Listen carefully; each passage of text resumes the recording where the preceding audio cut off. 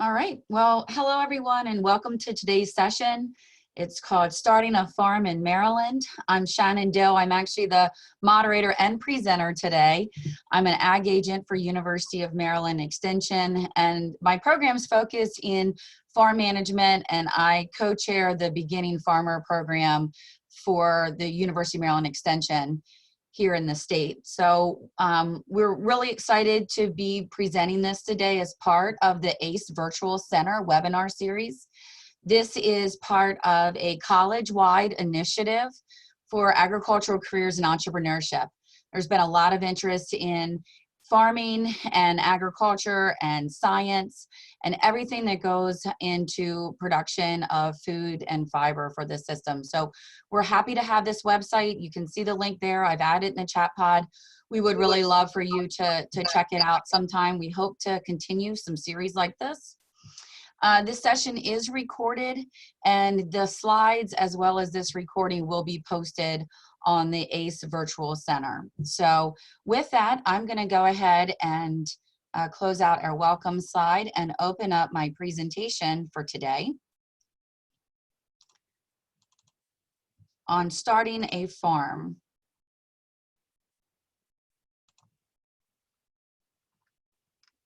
Whoop, I'm flipping all through there. Okay.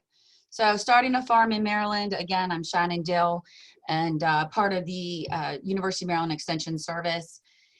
We're going to be talking today a little bit about what a farm is, and I kind of have all those things around that. You know, it's the product, there's some regulatory things, there's some infrastructure things that you need, as well as economics. So we're going to talk about what a farm is. We'll have some discussion about scale and suitability. We have some decision tools that we'll share, some considerations, and then resources in the end as you're trying to think about starting a farm. So I get people that call, and a farm can be described in a number of different ways, and it really depends on who's making that description. So according to the USDA, they do an ag census, and you can see how the ag census has changed over the number of years and how the Department of Agriculture defines a farm nationally. So currently, since 1975, it's been $1,000 in sales. So if your farm sells $1,000 in sales a year, they think the USDA defines it as a farm. So you zero down from the federal definition, zoning. A lot of states define a farm differently, or agricultural land differently. So you have state zoning and then you have county zoning. So that will definitely be a consideration depending on what you're going to be growing, how you're going to be selling it is your zoning. Then the other definition comes in from the IRS. So those are when we are looking at our numbers and our financials. And the IRS says you're a farmer if you cultivate, operate, or manage a farm for profit. And there's definitely some record keeping, and there's different forms that you file if you're going to be considered a farm in the IRS's eyes. So when people say they want a farm or ask me what a farm is, I tell them it depends on who's asking. And oftentimes I do find, especially working with county and state, sometimes you have to describe some of the farm lingo that we use isn't always understood by the zoning offices or maybe the health officers. So we need to make sure that we're explaining what is happening on our farm, our property. So thinking about the scale and suitability, and that's something that you want to really think about as you're developing this farm idea and this farm size. You know, do you want to farm full-time? Is it a part-time? Is it supplementing income? Do you maybe want to retire? So what are those goals?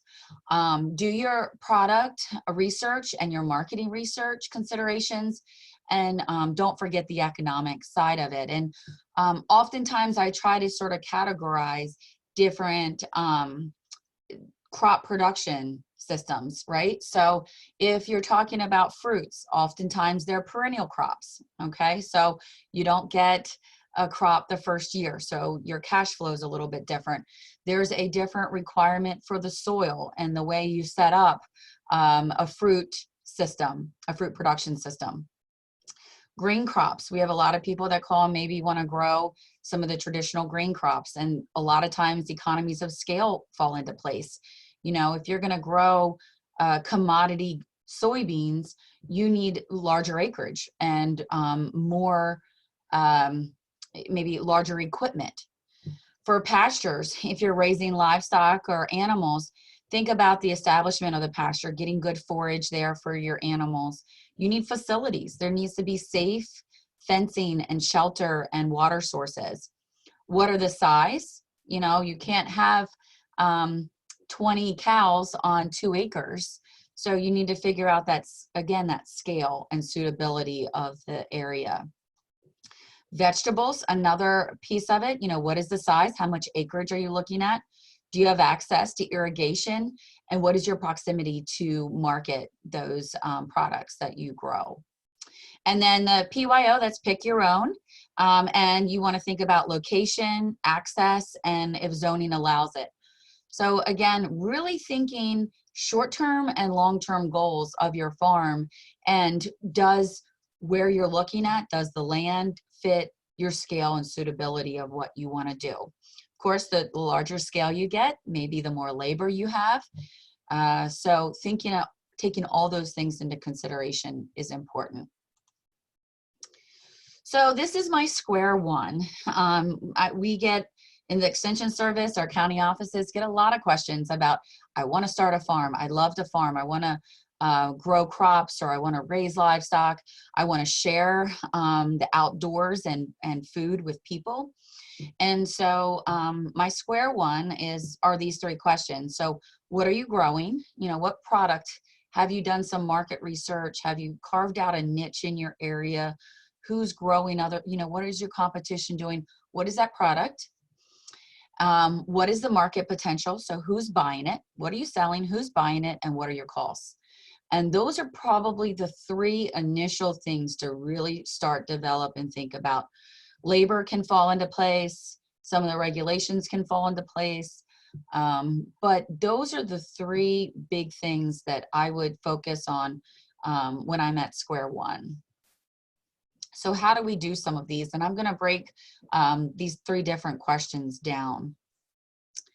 This is sort of the farm strategy we've put together for our beginning farmers, is trying to help them go through a process to create their product, to create their farm. And it's a 5-step process.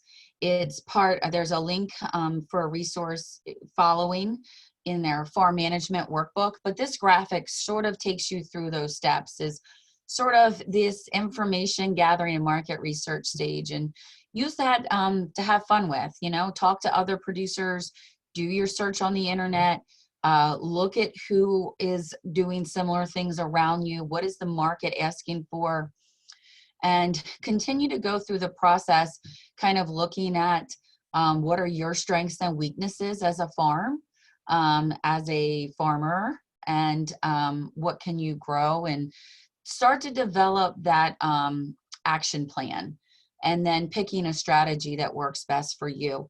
SWOT is something that's used in business development, and that stands for strengths, weaknesses, opportunities, and threats.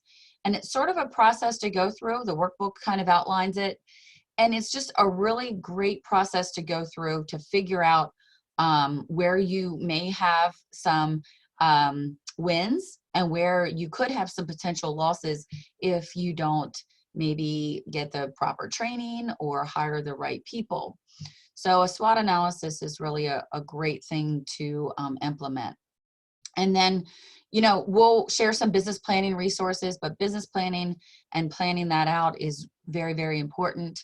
It helps you kind of, it's a guidebook, it's a map, it's a playbook for your business. So think about growth, think about short-term goals and long-term goals. So developing that farm strategy helps you with that product and that market research piece. That's really, really important. A little bit back to like the land side of it, and we know it's important is the soils. And we have very productive soils. We have a great climate here in Maryland. We have some challenges with our humidity and maybe insect pressure, but really everything, even if you have animals and you're trying to grow forage, soils, the soil type and testing are two things that are really important. So many people that call, they don't have a farm yet. And so there's some things that you can do, some research that you can do if you're looking at a parcel. And one of those is the Web Soil Survey. It is part of the USDA NRCS, which stands for Natural Resource Conservation Service. And it provides you a map of the soil types, the type of drainage that you have. We use these extensively in our perennial crop production because you're trying to establish crops that will grow. Think about an orchard that are going to be producing for you for 20 years. So you want to make sure that you're creating it right. Same with a pasture. You want to make sure that you're establishing that pasture properly.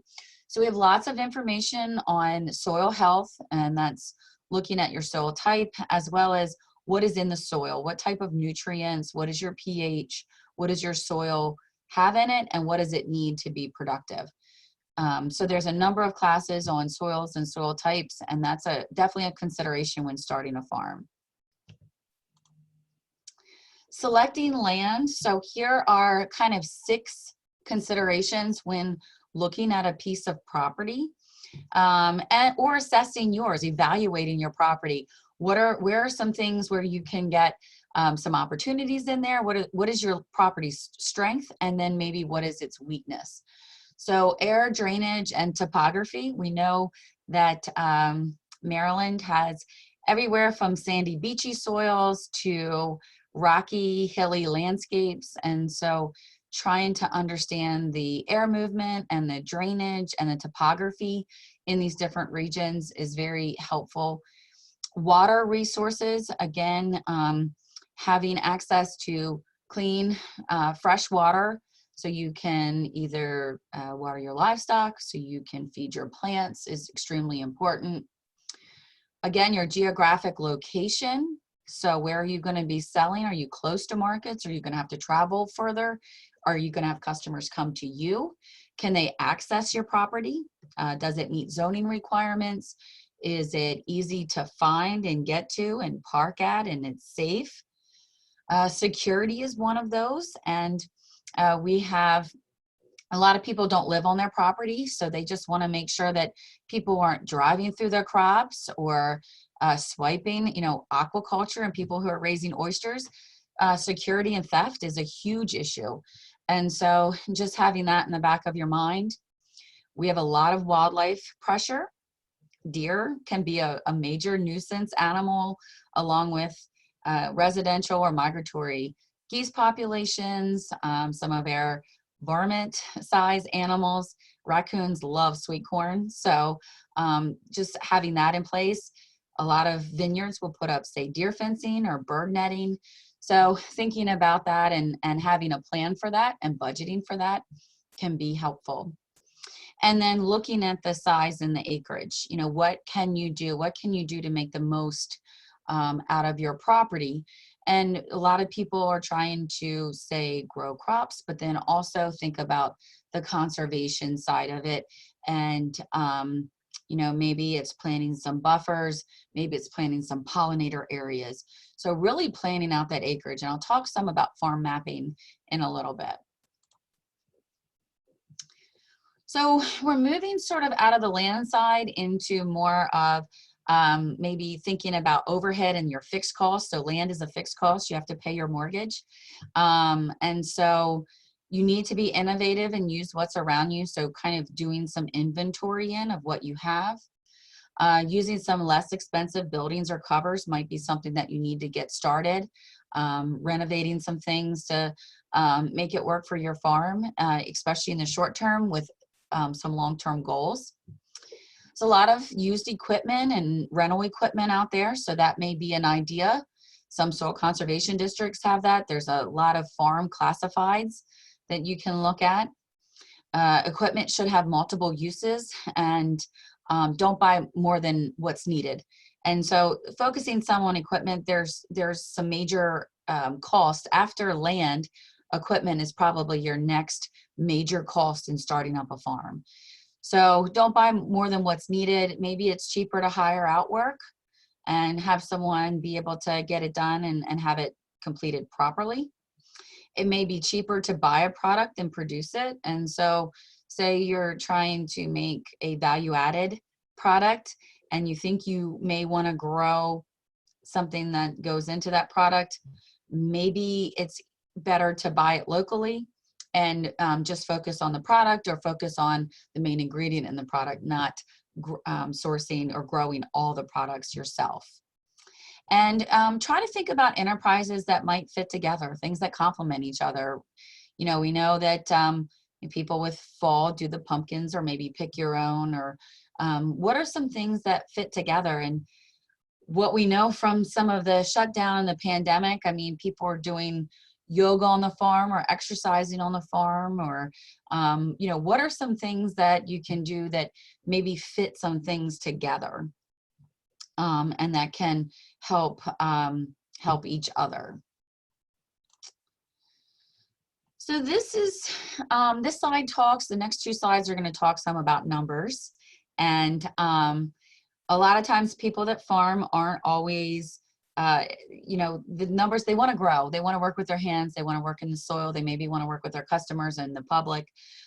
They may not want to work on their numbers. But enterprise budgets are really a great way to start doing a little bit of research to kind of get an idea of your scale.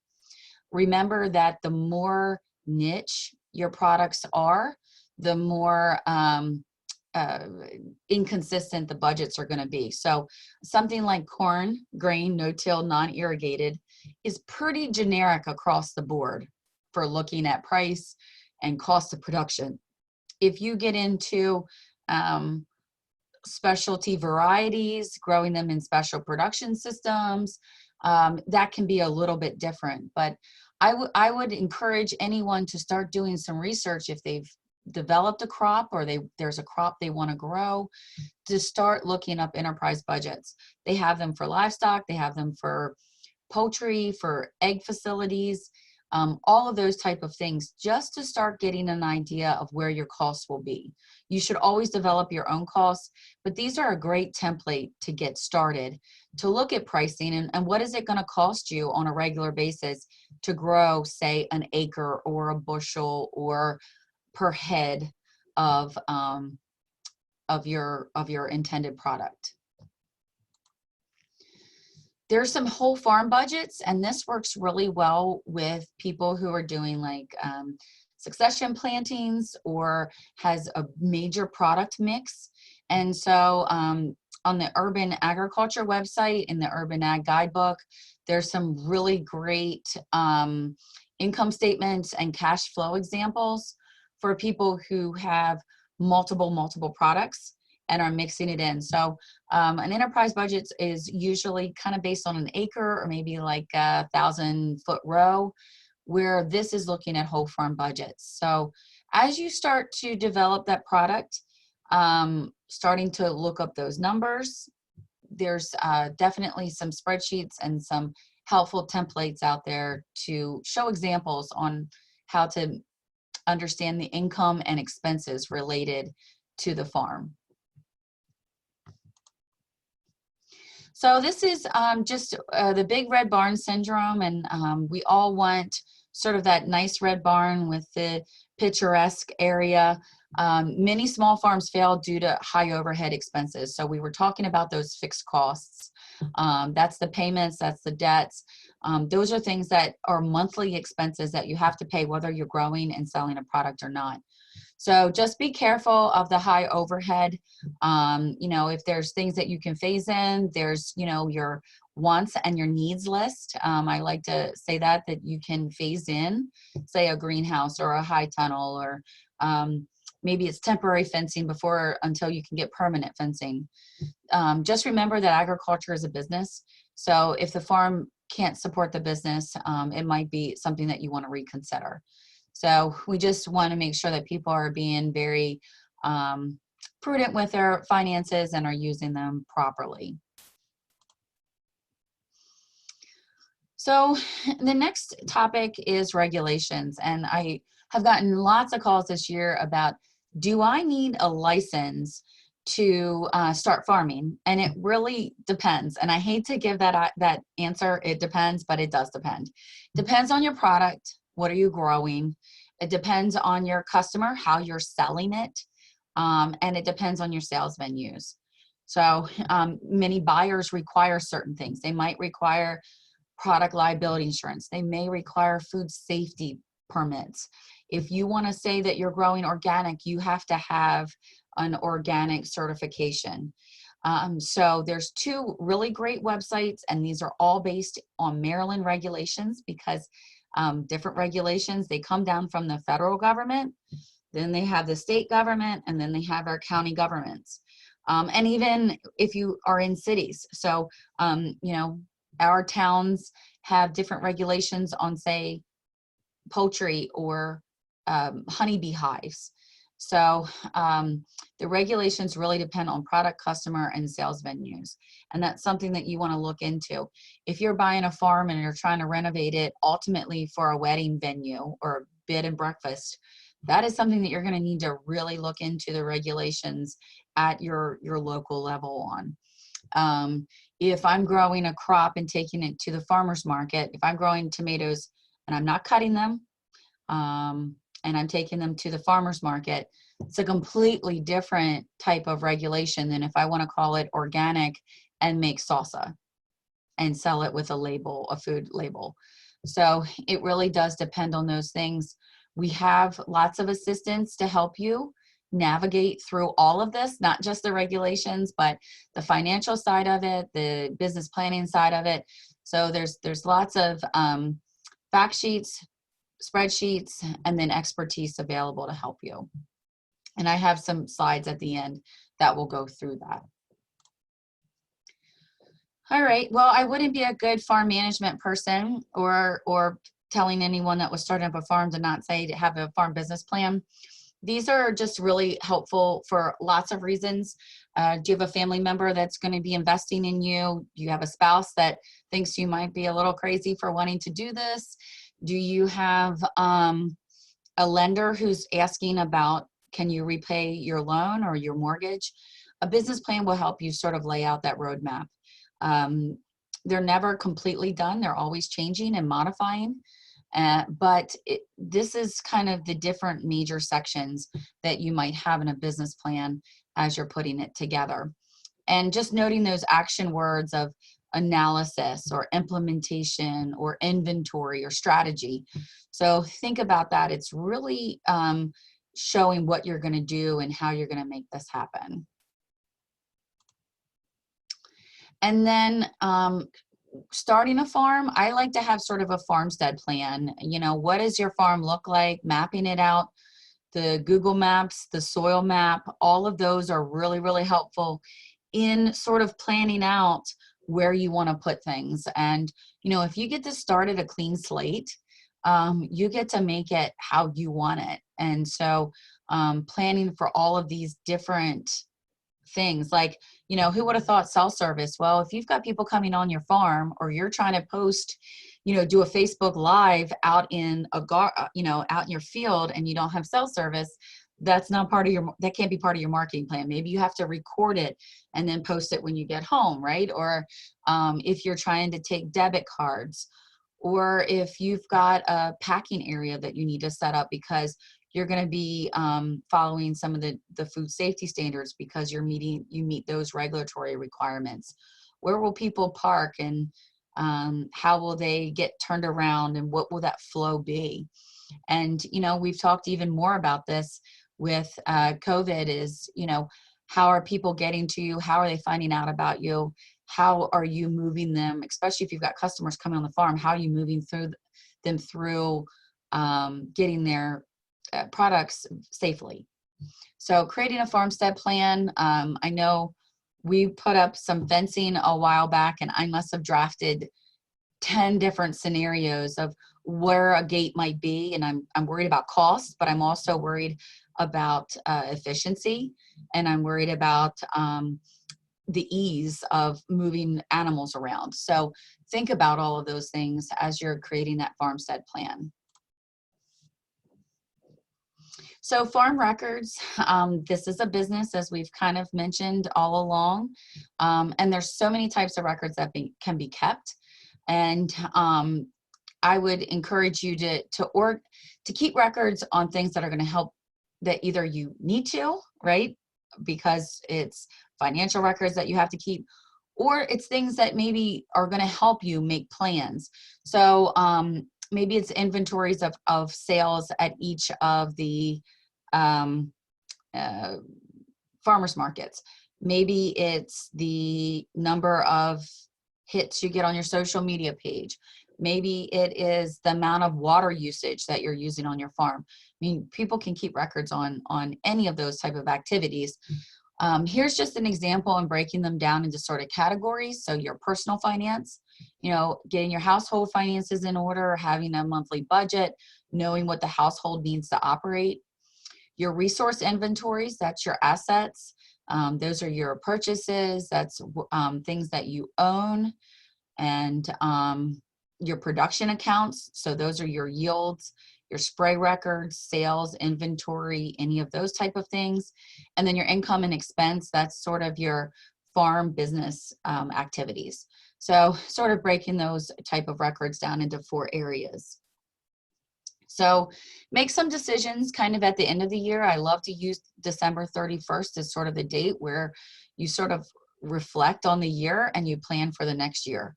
So think about that as you're looking through your documents. What would be helpful in knowing and what you need to know, what you're reporting.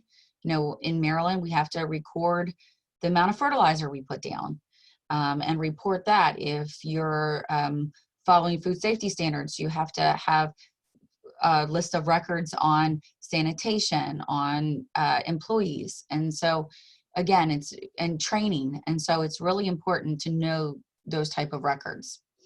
Of course, you need a way to organize them, find something that works for you. Is it on a clipboard? Is it on a notepad in your pocket?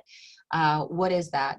And there's definitely some automated record keeping sheets that can help you. So here's here's some of the resources that we've talked about. I would encourage you to start subscribing to, there's a number of subscription email lists that are free that you get, that just start reading more about agriculture, learning more about agriculture, some of the words that are used in farming and production.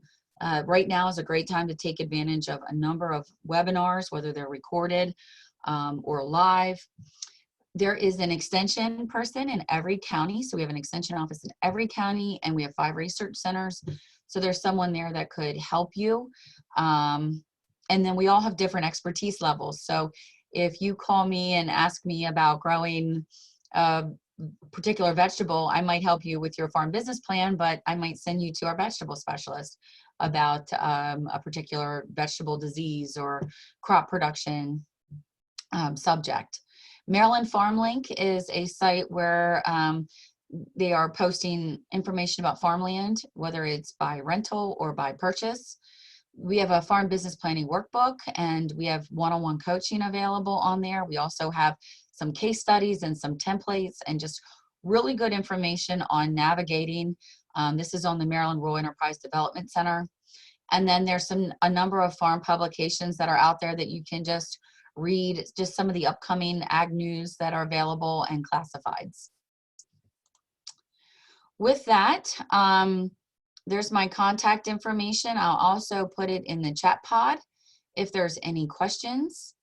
I know that we've been going through, I couldn't see the chat pod as I was going through, so I'm gonna kind of go back. I know, Megan, if you wanna help me with some of those questions, we can do that. Let's see. Sure. Hi, Shannon. Hi, everyone. So during the chat pod, we had a question from... All right. So the PowerPoint will be posted. We'll put the slides on. And actually, I will email it to all of you when the recording has been posted, as well as the slides have been posted, because I know there's some links in there. Let's see. The Facebook group, yeah. So there are a number, I think Maryland has some different farmer Facebook groups. And I think that the farm startups, they've looking at bulk buying is one of them. And I don't have it on here, but on our ACE Center, we have some of the commodity organizations. And an example would be that I know of, like the Maryland grape growers. We don't have massive vineyards in Maryland.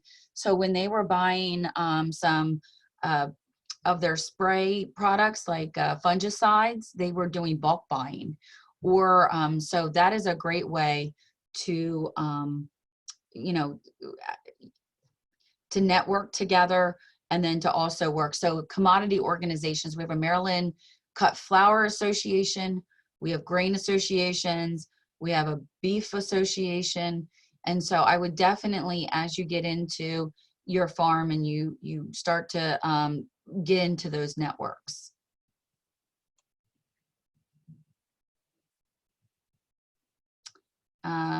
Topography. So that's the web soil survey will give you some of the topography. So it will give you slope. Christine, if you go in there, you can map your farm out and it will give you some of the slopes, which is really helpful. I'll see if I can find some more about the topography. Also doing a lot of, walking your site and getting an idea. One of the things we suggest is like where fog lays. You can also find your wind patterns. That's especially important for our fruits and vegetables, because we have a lot of issues with disease here because of our humidity. Let's see.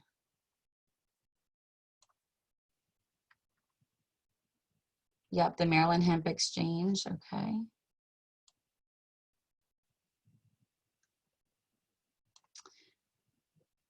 All right, a vacant farmhouse in Maryland, why? Is that on the farm link, Eric?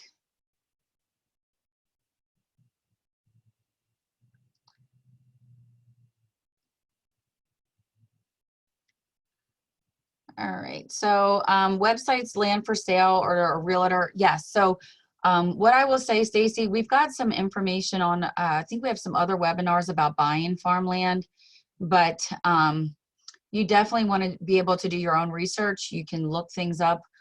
The deeds, you can look those up. We've had issues with right-of-ways before. We've also had issues with people who've bought properties and things were in conservation easements or land preservation. And so you just want to make sure that you have all of those legal pieces checked before you sign. And not all realtors understand agriculture. We actually had someone call the one day and they said, I heard I could pay my mortgage by just having my farm leased out. And I'm like, yeah, I don't think so. So definitely do your own research with that. Find a realtor that uses some of the lingo that can answer your agricultural questions.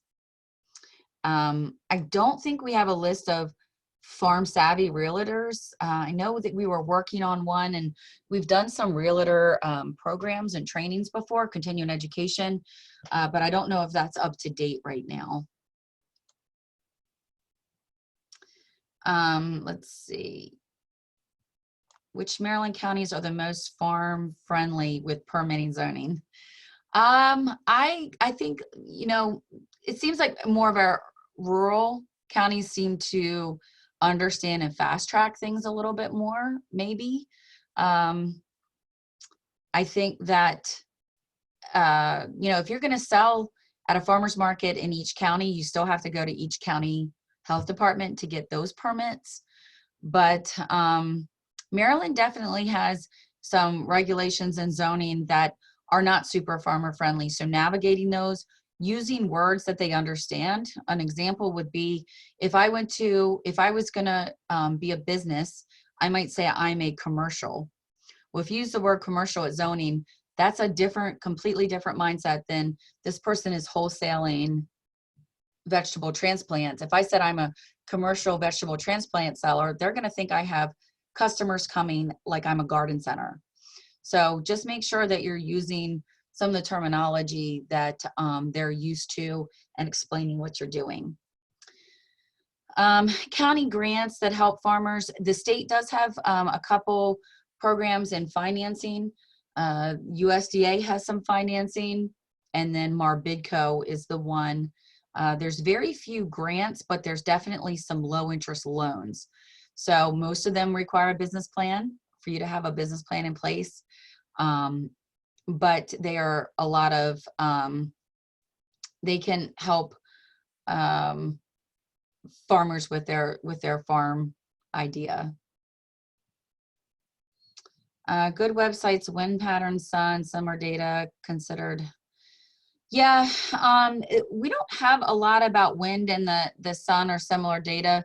That's definitely very important when you're looking at vineyards. So vineyards are planted in a very specific way for certain crops.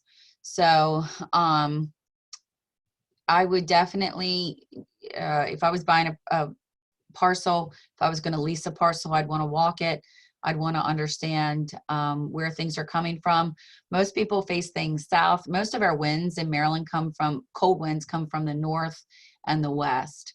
And so often you'll see most of our buildings placed either the south facing or the southeast facing. So trying to figure that out. What is considered product? Yeah, I use that interchangeably. So that would be your crop or whatever you're selling. And with agriculture, it could be a product or a service. So maybe I charge to bale hay or scout your crops and make recommendations or things like that. So a product or service. So a product would be any crop that you're growing. And we do have some great value added information. So we have on the Mr. Ed Center, the MREDC, that site has lots of information about value added regulations.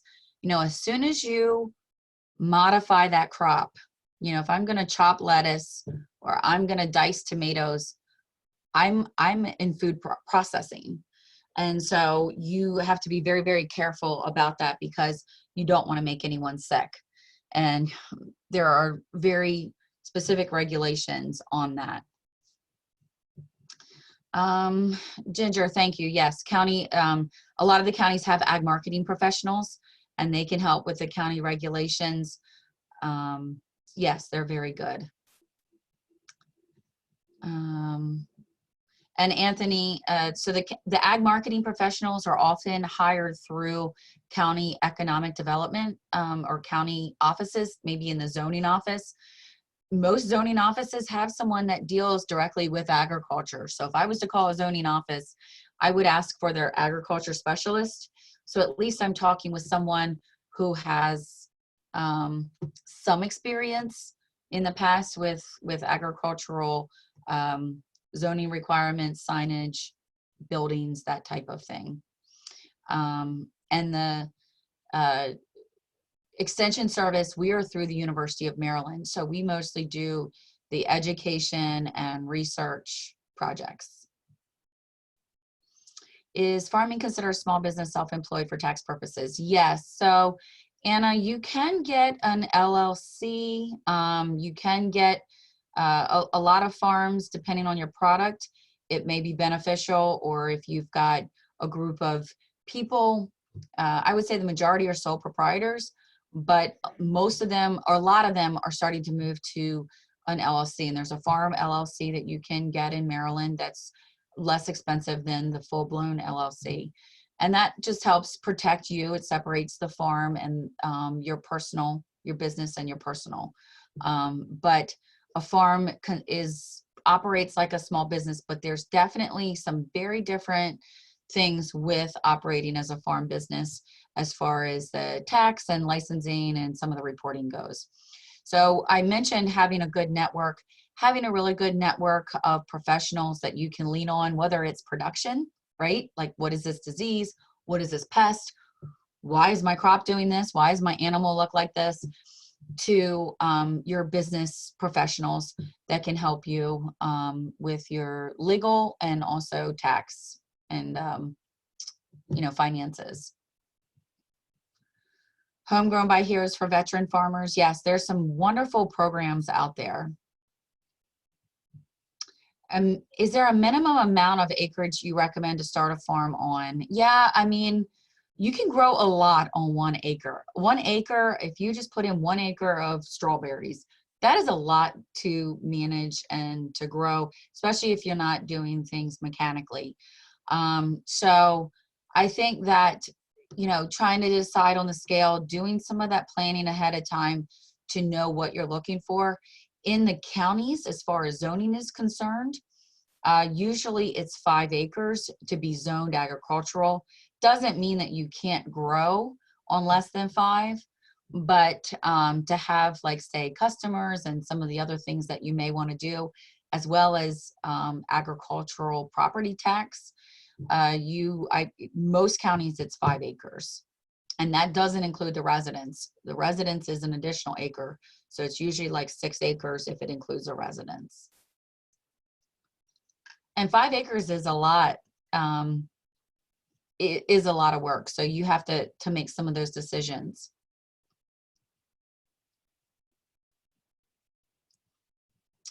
Other questions? You guys have some really great questions. Thank you. Could you be considered a small urban farm on less than an acre? Absolutely, Teresa. You definitely can be considered a small urban farm, less than an acre. You just have to follow some of the counties or the cities may have some specifications on that. So like a lot of our Eastern Shore counties, it may be zoned residential, but you're on 3 acres. So you could grow some things on that acreage and sell. If you're in the town limits, there may be some things. You also have to be careful of covenants if you're in communities. So I know a number of the communities around here will say something like no cloven hoof animal. So they don't want pigs or cows, but you could have poultry, you know, chickens, or and some even say, I've seen say no roosters, but you could have hens, or you could have horses. How do you go about getting zoned as agricultural land? So good question. The county has deemed parcels as agricultural. So you can find that out on your county zoning maps. On the Maryland Real Property Search will also give you how a parcel is zoned. And so that is definitely an important thing. If I had people that were going to be coming to my farm, or some other things that you may be doing, it may be important to be zoned differently. Or now, if you can also do an appeal process, but that's not guaranteed if you're on if you're not zoned agricultural. I do have a checklist on things to look for when purchasing land. You can see Sarah Everhart's name is here. We did a presentation a couple years ago at the Small Farm Conference. So we put that together, and I will email that out. Minimum acreage to qualify for Marbidco Next Gen. Good question. That's been a very popular program with Marbidco. They are a Maryland entity, they're not state, but they're not private. They sort of work to support rural businesses. There was minimum acreage, and there are some things like you have to put it in land preservation, or it has to apply for land preservation.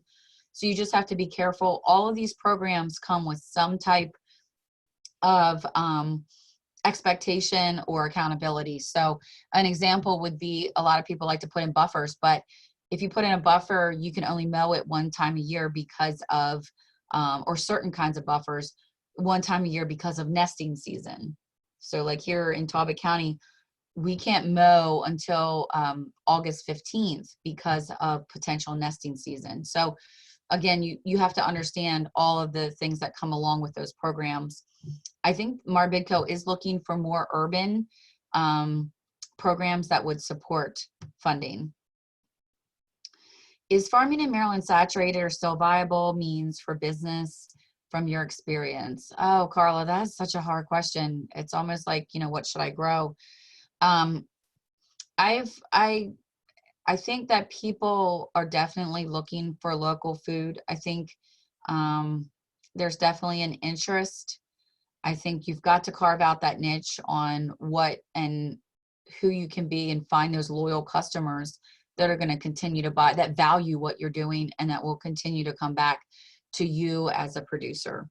And if you know, you want those repeat customers, you want that loyal customer that comes back. And especially if you're, I mean, most of our farm markets are more than what the local grocery store is. And so people have to understand why, you know, that they're supporting a local business, that they're getting a fresh product, that they're getting something that people worked on right there in their county or close. Yes, land preservation or ag land preservation. Yes, that's correct.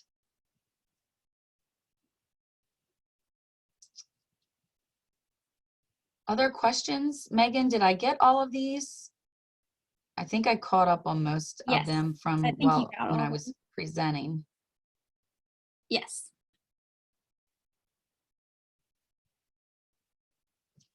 I'm going to go ahead and stop.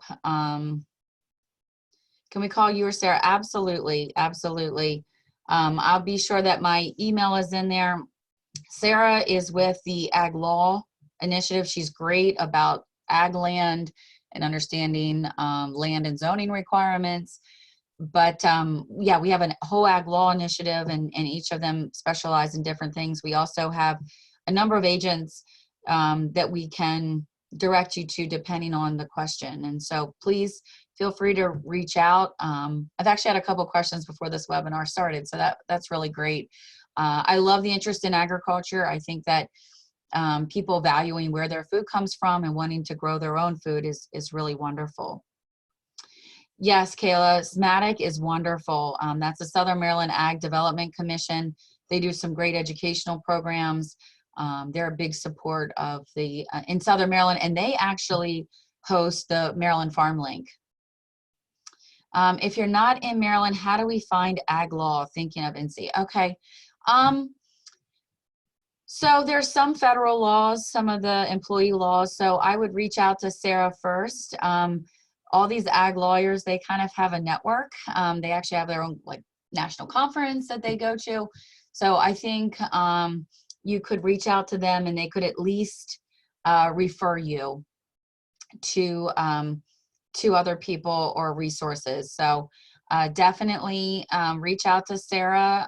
She knows that we actually talked about this presentation today. So she knows that you're going to be, you know, that people would be seeing her name and the Ag Law Initiative. So I would reach out with that question, and I think they could point you in the right direction. Perfect. Any other questions? I'm going to stop recording at this time.